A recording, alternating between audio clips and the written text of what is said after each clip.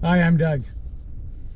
Today I want to talk to you a little bit about the day when you're having something installed. Whether it's a furnace or an air conditioner or maybe a heat pump,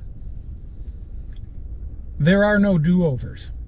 When the guys come to do the work, whoever that might be, you're going to be stuck with a good job, a medium job, or a bad job, all depending on what happens. So the first thing that happens is the guys that come to do the work, they're reading from a work order, but the work order doesn't tell them everything they're going to run into.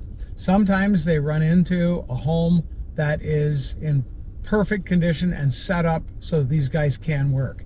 There's nothing in their way. They've got space in the driveway or a good place to park.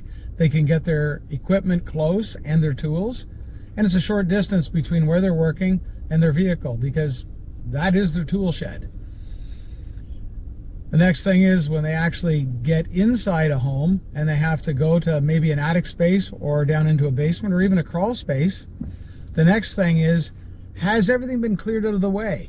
Did someone make it possible so that they can actually perform their job? I've seen it where the place is organized and the homeowners are available to answer questions and the job goes smoothly. But I've also seen it where the homeowners assumed maybe it was the fault of the representative that came to see them, didn't tell them what was going to happen, or maybe they just thought it was like having an appliance delivered. The big truck rolls up, they unload it, bring it in, maybe it's a refrigerator, plug it in, and then say, see you later, we're done. Well, this is construction. The guys are going to be working on your home for maybe half a day, maybe a whole day, maybe a few days, depending on the scope of work. But their job is to try and be as efficient as they can and to not make you suffer through anything more than necessary. Because it's construction, they're probably going to make some noise. Banging on tin makes noise. I've seen it where some homeowners are downright annoyed that the guys had to disturb them.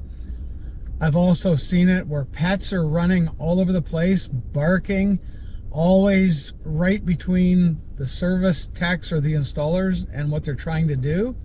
So it's a good idea to keep the pets out of the way. You don't want your pet to be injured or inconvenienced, but you also don't want the guys tripping over them.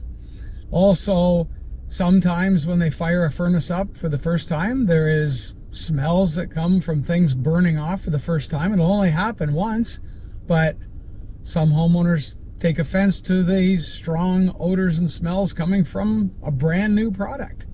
Just like lighting up a brand new barbecue for the first time.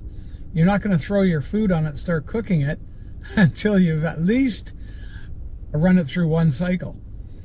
So it's kind of about managing expectations. The crews want it to go smooth and efficiently. They want to be able to complete everything and then be out at a reasonable amount of time. You don't want them there in your home any longer than necessary.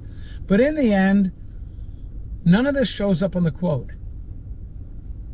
All you really want is good service, good performance, and all of the crews want is to have a little bit of convenience so that they can do their job properly. Sometimes they're easy, sometimes they're hard, but the installation company's job is to make it as efficient as possible so that you're happy with their performance. And most companies do try very hard. Stay warm, but stay tuned. Thank you.